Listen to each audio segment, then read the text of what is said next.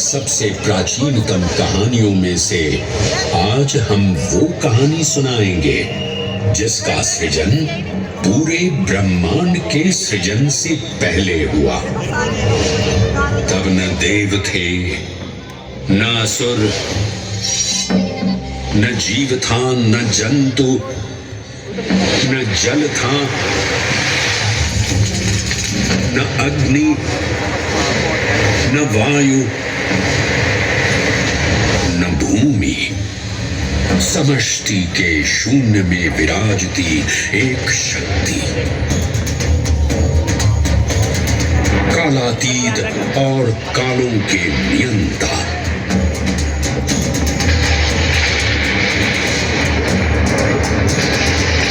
विधाता भी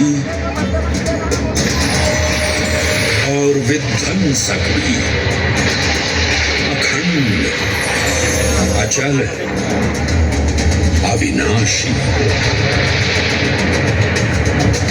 ये कथा है उस महादेव के महाकाल स्वरूप की, जो सृष्टि के आरंभ भी हैं और काल के आगमन भी हैं। वे ही काल के सृजन करता और नियंत्रण करता भी हैं।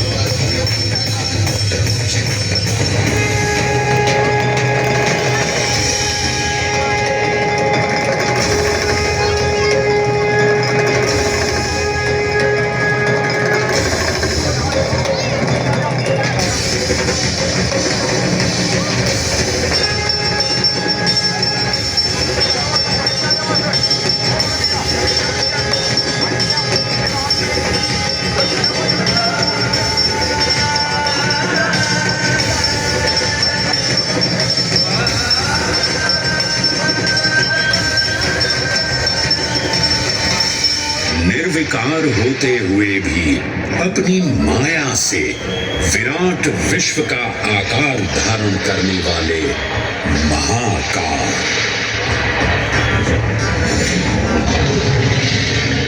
मेरुगिरी को धनुष और भगवान विष्णु को बाण बना दैत्यों के 3 पुरों का नाश करने वाले महाकाल। वो महाकाल जो तीनों लोकों में विद्यमान सभी शिवलिंगों में प्रधान है।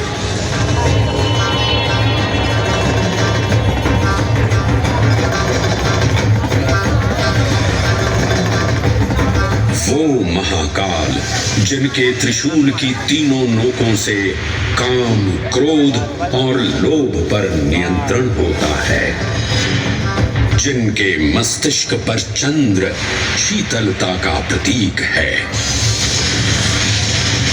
और जिनकी सवारी नंदी के 4 चरण सत्य, दया, दान और तप का चिन्ह है।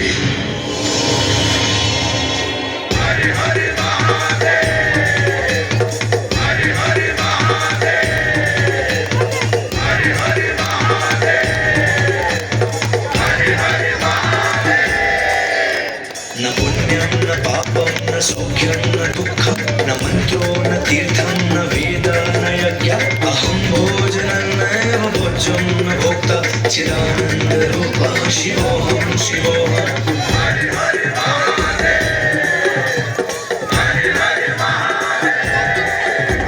अहं निर्विकल्पो निराकाररूपो विभुत्वा च सर्वत्र सर्वेन्द्रियाणां न चासङ्गतं नैव मुक्तिर्न मे अच्छिदानन्दरूपः शिवोऽहं शिवोऽहं चिदानन्दरूपः शिवोऽहं शिवोऽहं चिदानन्दरूपः शिवोऽहं शिवोऽहं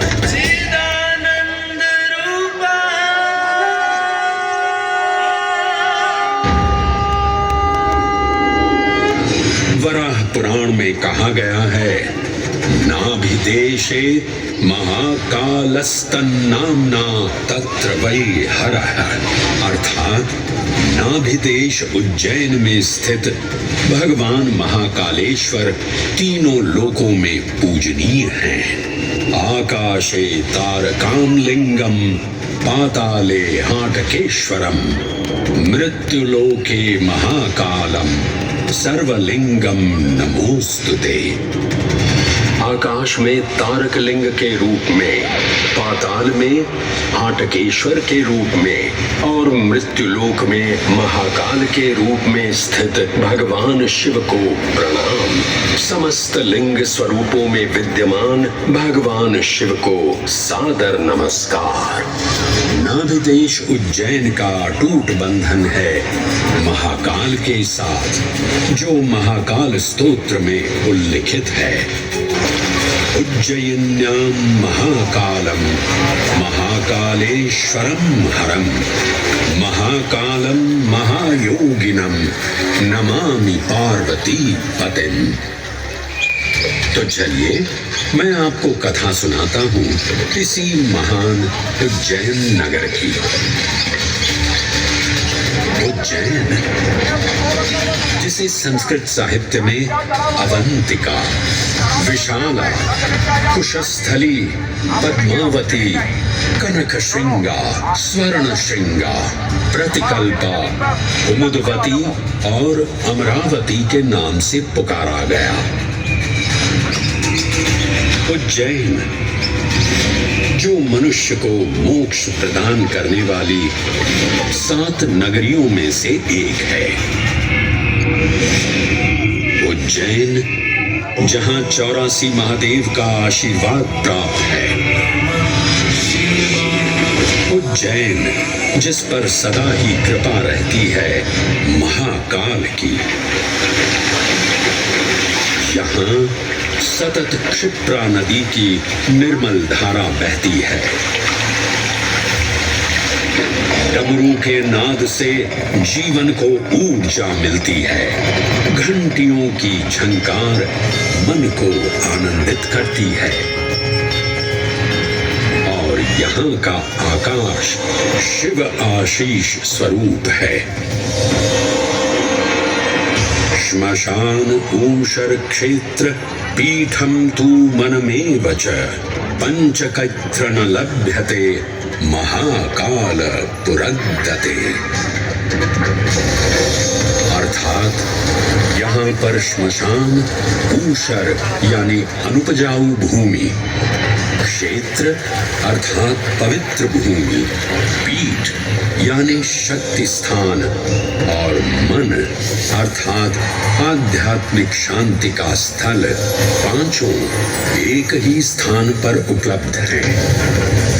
ये संयोग महाकाल की नगरी उज्जैन की महिमा को और गरिमामय बना देता है।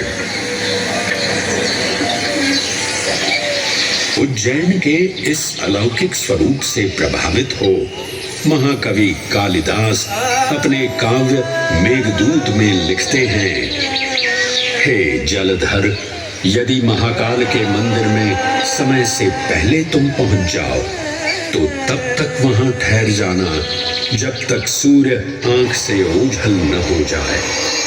शिव की संध्याकालीन आरती के समय नगाड़े जैसी मधुर ध्वनि करते हुए तुम्हें अपने धीर गंभीर गर्जनों का पूरा फल प्राप्त होगा। ये संध्या आरती जिसे कालिदास ने सराहा है अत्यंत महत्वपूर्ण है, क्योंकि ये वो प्रहर है जब सभी देवी देवता गंधर्व यहाँ उपस्थित होते हैं।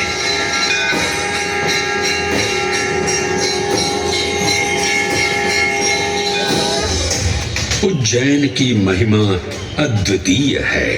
सतयुग, त्रेता युग, द्वापर युग और कलयुग, हर युग में इसका अप्रतिम महत्व रहा है। इस काल यात्रा में सबसे पहले आपको सतयुग के उस कालखंड में ले चलता हूं जहां देव और दानव एकत्रित हैं समुद्र मंथन करने के लिए। मन की आंखों से कल्पना कीजिए, भगवान विष्णु ने कुर्म का रूप ले मंदरांचल पर्वत को अपनी पीठ पर उठा रखा है। सागर से विकराल लहरें उठ रही हैं, मेघ भयानक गर्जना कर रहे हैं।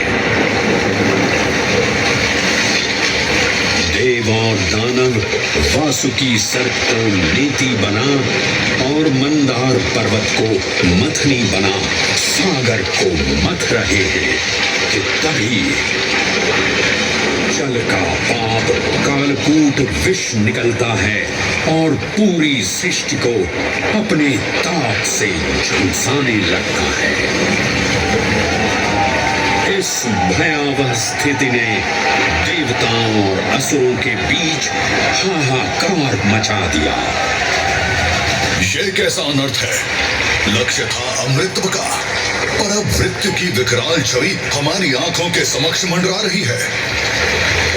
इस भयंकर संकट से केवल वही उद्धारकर्ता मुक्ति दिला सकते हैं जो समस्त विश्व के परम संरक्षक हैं। तभी सब महादेव की शरण में जाते हैं और पुकार लगाते हैं, ओम नमो भगवते रुद्राय। और फिर तुष्टा महादेव भक्तों की गुहार सुनते हैं, कैलाश से उतरते हैं, विष को अपनी अंजुलि में भर अपने कंठ में धारण करते हैं।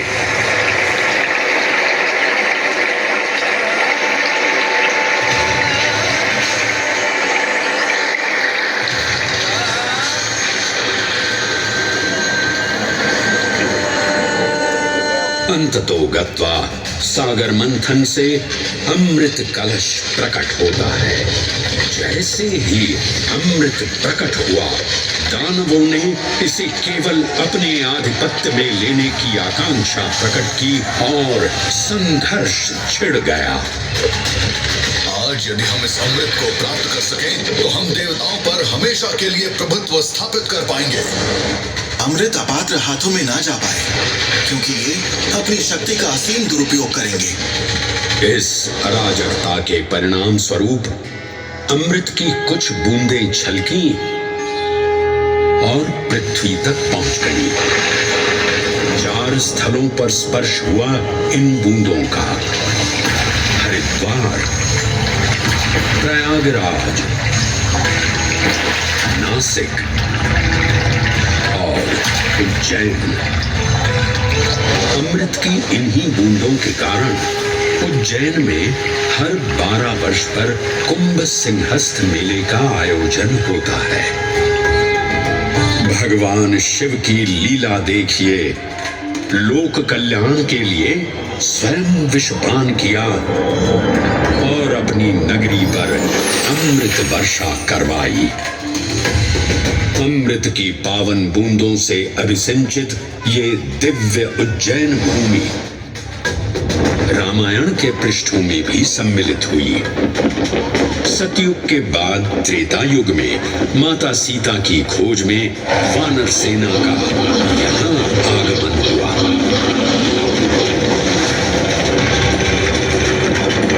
समय की इस यात्रा के माध्यम से अब प्रवेश करते हैं वाल्मीकि रामायण के किष्किंधा कांड में।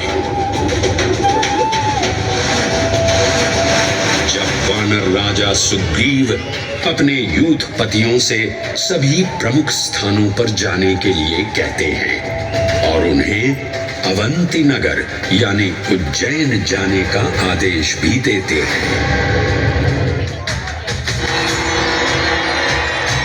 मेखला उत्कल के क्षेत्र दशर्न के नगर आब्रवंती, अवंती और विदर्भ के राज्य, साथ ही माहिष्का के आकर्षक राज्य में भी पूरी तरह से खोजना होगा। एक युग भगवान विष्णु के राम अवतार से संपृक्त और अगला युग उन्हीं के एक और दिव्य अवतार से समरस होना, ये अद्वितीय संगम केवल उज्जैन में ही संभव था। परंतु एक क्षण ठहरिए और ध्यान से सुनिए। ये हैं महाकाल के 1008 दिव्य नाम। हाँ, मैंने काल चक्र को परिवर्तित कर दिया है और अब द्वापर युग का शुभारंभ हो चुका है। विस्मय पूर्ण हो जाएंगे ये जानकर कि महाकाल के इन नामों को स्वयं भगवान श्री कृष्ण ने रचकर पिरोया था। महाकाल सहस्र नामावली की ये अद्भुत रचना उस समय की है जब योगेश्वर कृष्ण उनके मित्र सुदामा और शेषावतार बलराम ने अवंती नगरी में स्थित सांदीपनी ऋषि के आश्रम में वेदांत दर्शन और शस्त्र विद्या की शिक्षा ग्रहण की थी। कहते हैं कि भगवान श्री कृष्ण को अवंती ने ऐसा मंत्रमुग्ध कर दिया कि यहाँ 64 दिनों तक रुककर उन्होंने 64 विद्याएं और 14 कलाओं का ज्ञान लिया। उज्जैन का संबंध महाभारत से भी जुड़ा हुआ है। इस महान महाकाव्य के वन पर्व में उल्लेख किया गया है कि महाकालेश्वर मंदिर में स्थित कोटि तीर्थ जल का स्पर्श मात्र करने से अश्वमेध यज्ञ के समान फल प्राप्त होता था। और फिर परिवर्तन की इस अनवरत धारा ने एक नई कहानी लिखी।